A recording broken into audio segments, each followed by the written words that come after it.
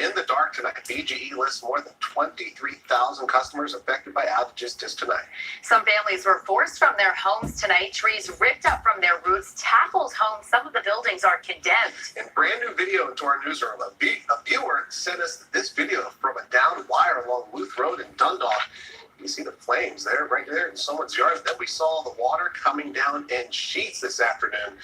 Of course, WJZ has team coverage tonight. We spoke with people who weathered the severe storms. But first, we start with meteorologist Chelsea. Chelsea, the big question on everyone's minds, how is it looking out there right now? We're definitely getting some improvement. And check this out. A shelf cloud sent in from a viewer, a severe storm approaching downtown Towson earlier this evening. A beautiful photo, but this was a very strong storm that unfortunately did not bring beautiful weather. Look at these storms as they rolled across the region. And we had rain just sitting over eastern portions of Baltimore County. Very strong storms where things stand right now. We do have a stronger rainstorm in and around Centerville and Denton, also around Ocean City, but everything's sub-severe across the state of Maryland. So we are quieting down. But look at these rainfall accumulations. Anywhere from 2 to around 5 inches of rain fell from Kearney all the way down to Chesapeake Terrace and Fort Howard.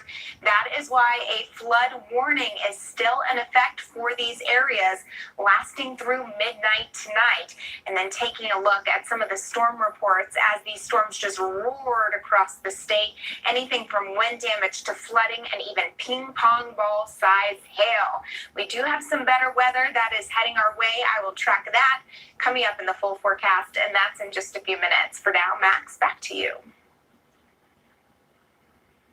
All right, Chelsea, thank you. As we said earlier, those severe storms damaged homes and even condemned some of them. WJZ is live tonight. Stetson Miller's in Essex tonight, where a lot of that damage unfolded. Stetson. Hey there, Max. Yeah, that's right. We saw an incredible amount of damage and flooding. Just take a look behind me here. This is in Essex. Like you said, this tree fell down on top of an apartment building. That's how powerful this storm was, and it really shocked people here in the county. Strong winds, lightning, and heavy rain wreaked havoc across parts of eastern Baltimore County on Saturday. Oh, my God. Floodwaters came up and into the basement of this home in Rosedale. The wind brought down a tree right behind it, shocking Shannon Isella, who watched it all happen from inside a neighbor's home. I was in the kitchen window, and we just seen the tree come up like 2 feet out the ground and just topple over. That's crazy. First responders also had to rescue many motorists who got stuck on roads while trying to drive through floodwaters. And nearby in Essex, trees fell onto these apartment buildings on Garden Drive. I didn't know what was going on. All I heard was a big old boom. Tammy Io was in her apartment on the bottom floor of the building, just below where one of the trees fell. It was like an earthquake, and that's what we thought at first. It was an earthquake, but we didn't know that a tree fell. And now Baltimore County Fire says several people are without a home. We do have some major structural damage to multiple buildings here, which are all multi-family dwellings. So the fire department and buildings have condemned 3 structures. Fortunately, no one was hurt. And the community is coming together to help them all get through this very tough time. With the Red Cross helping out, everybody working together, we'll be fine. It's just Mother Nature took over, and it's sad. And as you can imagine, it was a very busy day for first responders. Baltimore County Fire is still trying to tally up all the calls that they have, but they were able to confirm at least 14 storm-related calls this afternoon and this evening. In Essex, Stetson Miller for WJZ.